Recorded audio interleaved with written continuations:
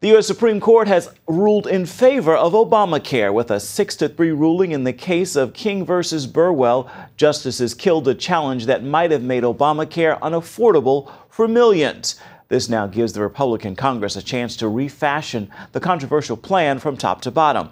Paul Strand has more now from the Supreme Court.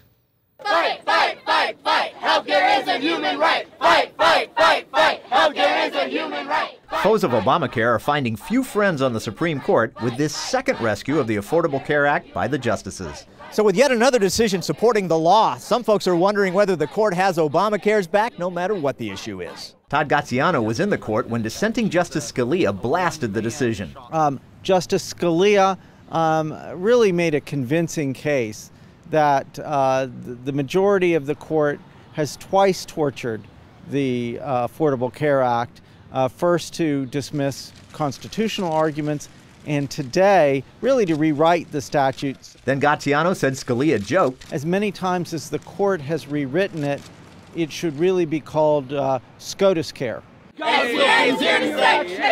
on the court plaza, supporters of the act were rejoicing when they heard 6 of the justices ruled the phrasing that subsidies could only come through the state meant they could come from either a state or the federal government. That meant 6 to 8 million Americans in danger of losing their subsidies keep them, and Congress loses a huge chance to revamp the law. It's a great day for healthcare in America, and for a lot of people who get their healthcare through the ACA and whose health is on the line, or lives are on the line as a result of this law, and we're going in the right direction. A lot of people were relying on this to be a victory. A lot of people have healthcare that have never had healthcare before, and so it was really important that we did win. And President Obama couldn't be happier as the foes of Obamacare were beat back once again. After more than 50 votes in Congress to repeal or weaken this law, after a presidential election based in part on preserving or repealing this law, after multiple challenges to this law before the Supreme Court, the Affordable Care Act is here to stay. Ed Haselmeyer at the Heritage Foundation said not so fast. The fight over Obamacare isn't over yet. All the problems that were there before are still going to be there. The political controversy is still going to be there.